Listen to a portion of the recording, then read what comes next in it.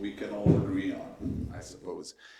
There is no scenario now in which artificial intelligence, or in the future, artificial general intelligence, is fading into irrelevance. It's here to stay, to continue being disruptive, helpful, reaching out to different aspects of our personal and professional lives. For that reason, let me try and make a little leap into a not so distant future. And let's say the year is 2035. For some reason, they kept me here at UWCDilijan. So I'm still there. And to the surprise of my former students, I'm really good at using AI. I know how to use the apps, programs.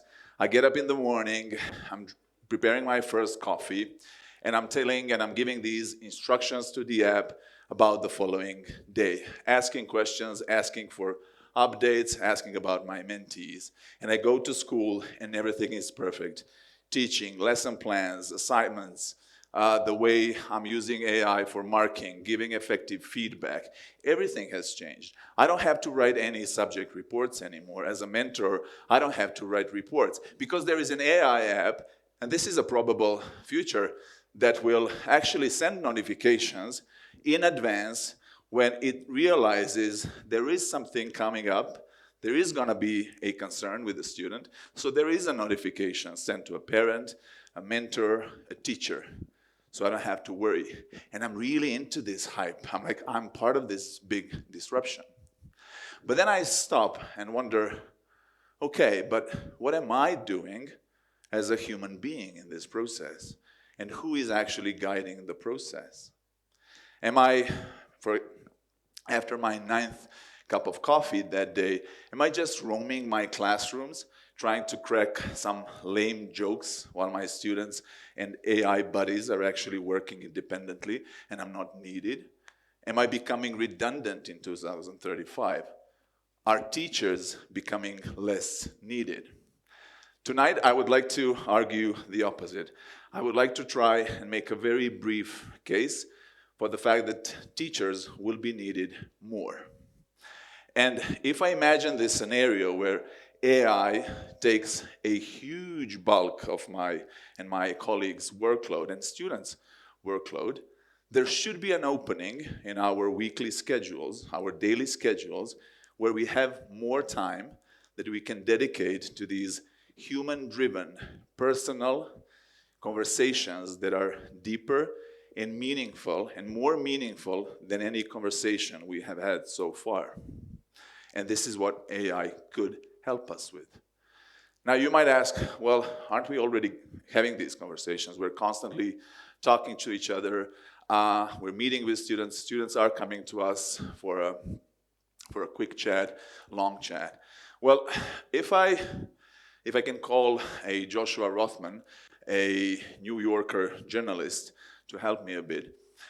In his recent article, he's discussing this nature of exchange that we are having.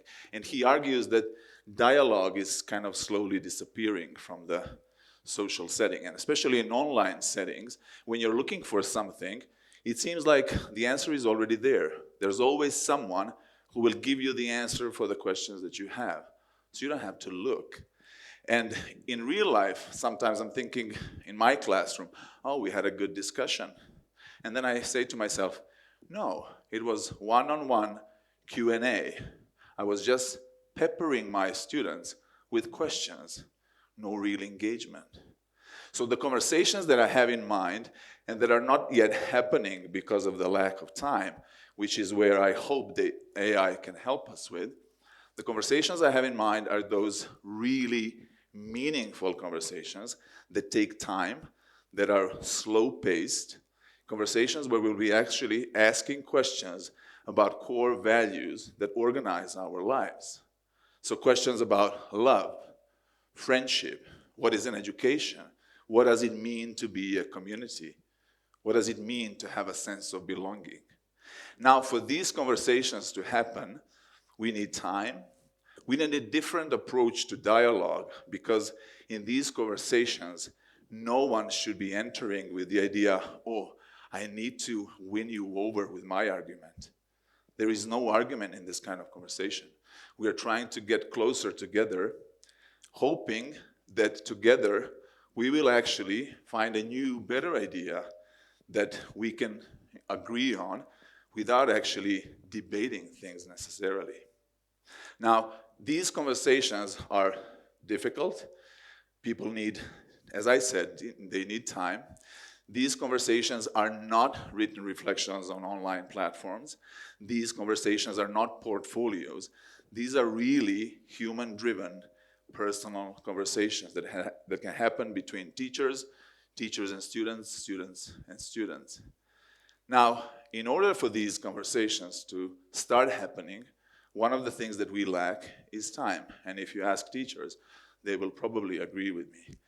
For that reason, I hope that we will have more time, that we will have more teachers in the future who can dedicate their time to these conversations, who are willing to engage and spend hours on end to discuss these crucial things. Because in these conversations, we can create a foundation for every other decision we're going to be making, because these big conversations are not necessarily very practical ones. But unless we start this conversation now, and unless we start talking about how we can reach that level, we're going to probably end up continuing with being consumers with everything the tech industry will continue delivering to us, and we will be constantly chasing our own tails. Thank you.